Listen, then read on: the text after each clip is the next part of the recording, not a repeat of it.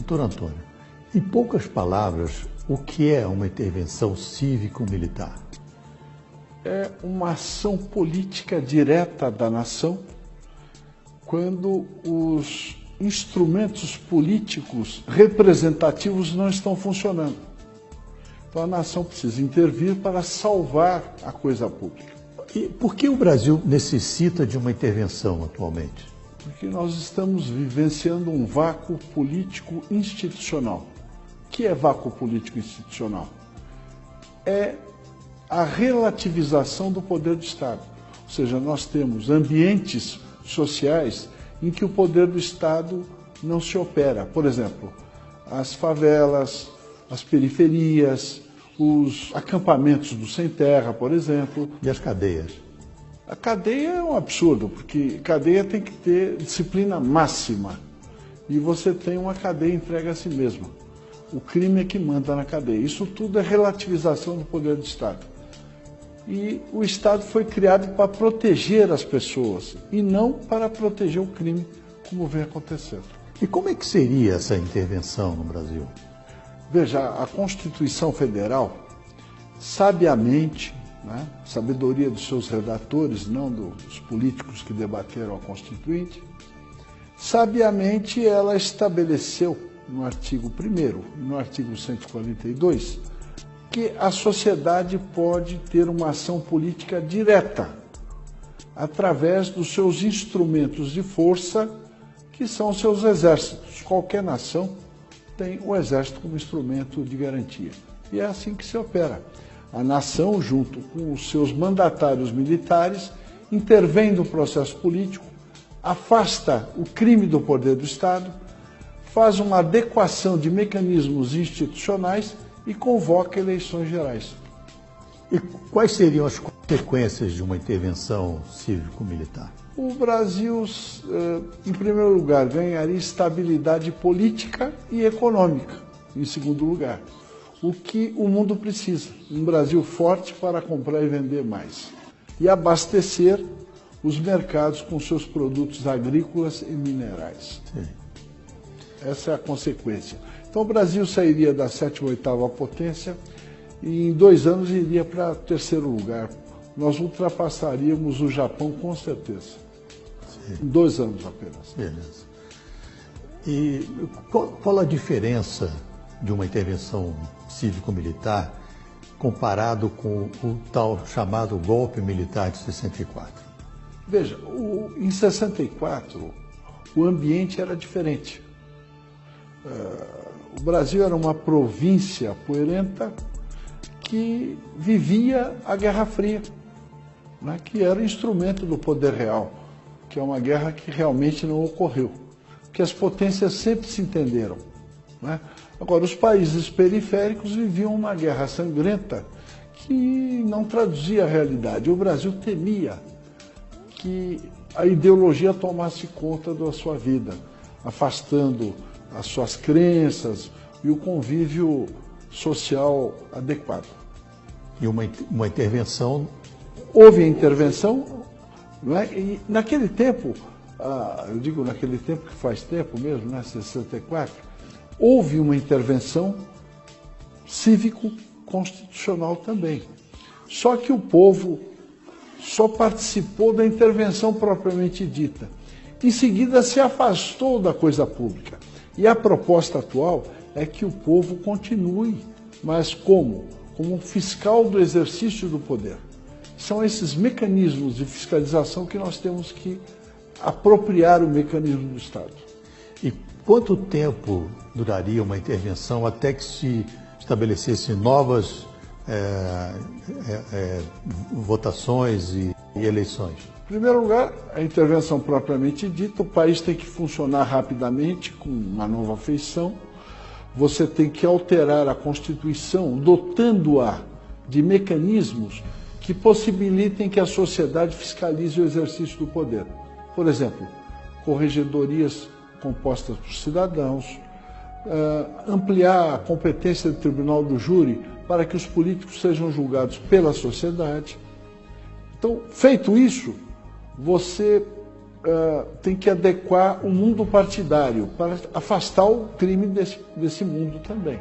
Quando você saneia a coisa pública, você tem que aprimorar os mecanismos de escolha, ou seja, o processo eleitoral propriamente dito, que é um mecanismo de escolha. Você tem que garantir, em primeiro lugar, o quê? A liberdade de escolha do cidadão. Feito isso, você pode convocar as eleições, a partir das eleições municipais, depois das estaduais e, por fim, a eleição presidencial. E quais são os aspectos benéficos a longo prazo? A longo prazo, o Brasil assume o seu papel de potência internacional. Porque existem potências naturais. Quais são as potências naturais? Estados Unidos, Índia, China, Rússia e Brasil. Por que eles são potências naturais? Porque eles têm recursos minerais, território e população. Só o Brasil que não exerce a sua condição de potência, porque a Índia é uma potência regional, tem até bomba atômica, não é verdade? Agora, o Brasil, a China também exerce, apesar de ultra populosa, ela exerce o seu poder também. O Brasil não, a única potência natural é o Brasil e não exerce o seu poder. Então, vamos abordar um aspecto internacional. A gente, nas reuniões, se fala muito sobre o controlador. Para nós, que já lidamos com esse assunto, já está mais claro, mas para que as nossas plateias, os nossos ouvintes entendessem melhor, o que é o controlador? Bom, veja, todo mundo tem a impressão que o que nos cerca, o mundo existente, é de geração espontânea. Não é. Tudo o que existe foi construído por alguém antes de nós. Então, sempre existiu uma ordem mundial que estabelecia o funcionamento dos países, do mundo, as relações comerciais, não é? A segurança das pessoas. E toda ordem pressupõe comando. Então, sempre existiu um comando das potências mundiais. O Império Romano tinha seu controle sobre as províncias e o Império Britânico continua tendo. Eu digo Império Britânico, soa algo meio antigo, mas não é. O Império Britânico continua exercendo o seu poder plenamente. Ele só deixou de ser colonizador direto. Ele exerce o poder sobre a técnica de governo indireto. Quem manda no mundo são as monarquias europeias no poder. O controlador financeiro, o controller financeiro das potências monárquicas europeias é o Banco Rothschild & Sons, que controla a economia e a política mundiais através do sistema financeiro internacional. Ele verticaliza a produção de minérios, por exemplo. A General Electric ela não vende turbina, ela vende minério com valor agregado na turbina, que são milhares de vezes o valor do minério. Então, é um sistema verticalizado que garante o poder das monarquias europeias. E isso tem um efeito deletério no Brasil? Não, é deletério no mundo. Só para exemplificar, o Fed, que é o Banco Central americano, não é um organismo estatal, é um banco, é um pool de bancos coordenados pelo Rothschild & Sons. Quer dizer, até o meio circulante do dólar é controlado pelo Banco Rothschild. E no Brasil, quem são os seguidores do... É a classe política, porque você tem o controlador, os agentes conscientes e os idiotas que acham que sabem alguma coisa, que são os agentes inconscientes, aquele tipo, eu sou da paz, sou pelo desarmamento e o problema indígena. Então, a classe política são os agentes conscientes do controlador. Eles são os gerentes das determinações internacionais que submetem o Brasil à escravidão. Certo. Todos os políticos. Todos. Na sua opinião, quando o presidente Trump assumir, e caso haja uma intervenção cívico-militar aqui, qual que você acha que seria a posição dele em relação a isso? Veja, o mundo precisa de um Brasil estável política e economicamente. Por quê? Porque se você aumentar a renda através de uma estabilidade política e econômica, você aumenta o comércio internacional 5 vezes. Isso vai garantir estabilidade política e econômica na Europa, nos Estados Unidos, e garantir a segurança alimentar da Ásia. Então, só o Brasil é que pode fazer isso, porque um Brasil estável, ele puxa para o mercado de consumo 400 milhões de latino-americanos, que é um mercado considerável, que tem a vantagem de não pressionar as fontes produtivas de alimentos, que aqui nós produzimos alimentos, e commodities minerais, porque nós produzimos as commodities. Então não vai haver uma pressão sobre o preço das commodities. Agora, o Trump foi uma reação do povo americano contra o controlador. Por quê? Porque o Fed manda nas finanças americanas. E quem manda no Fed é o controlador. Então, nessa medida, os Estados Unidos, quando elegeram o Trump, eles estão procurando a autodeterminação.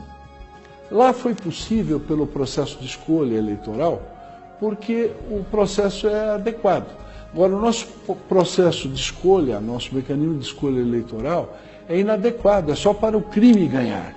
Então, é impossível você autodeterminar o Brasil através do processo político partidário. É por isso que nós temos que intervir nesse processo e garantir que o Brasil seja uma potência a curto prazo. Eu sei que o assunto nióbio é muito extenso, mas se a gente fizesse um resumo do qual seria a vantagem de uma intervenção militar na questão do nióbio.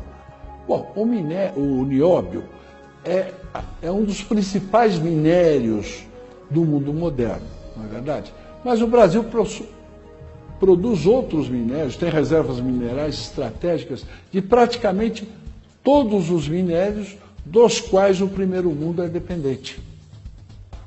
Chega até a 100%. Nióbio, o primeiro mundo todo é dependente 100%. E outros minérios também, terras raras.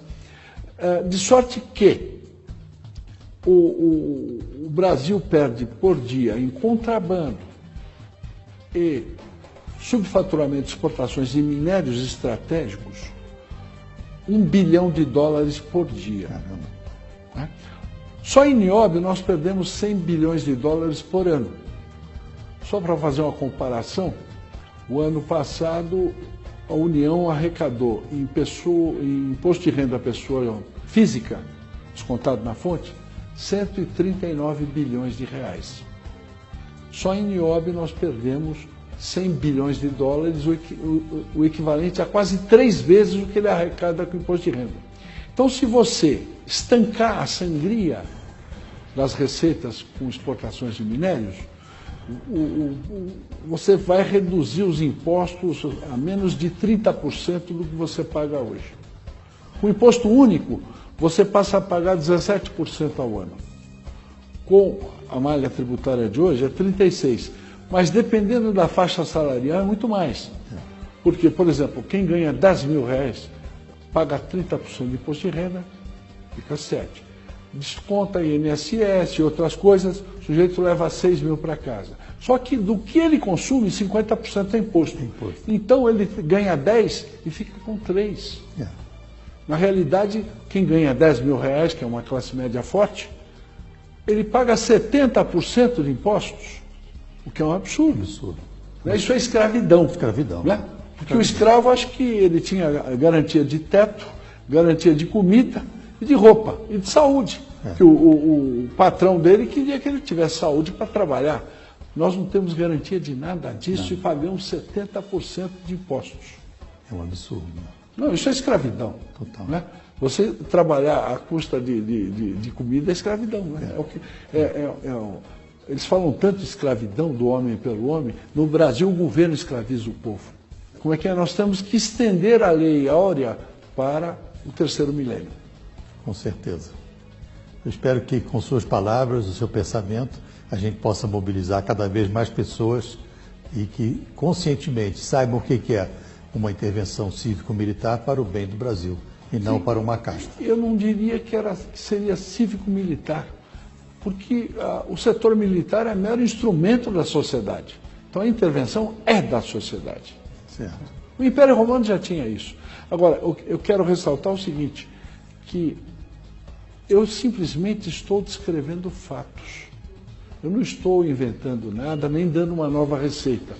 São fatos que eu descrevo, é análise dos fatos, né? Eu procuro esclarecer para colaborar com a população e com o Brasil, né? É uma ação cívica. Tá bom. Agradeço muito. Obrigado eu pela atenção. Um abraço. Um abraço.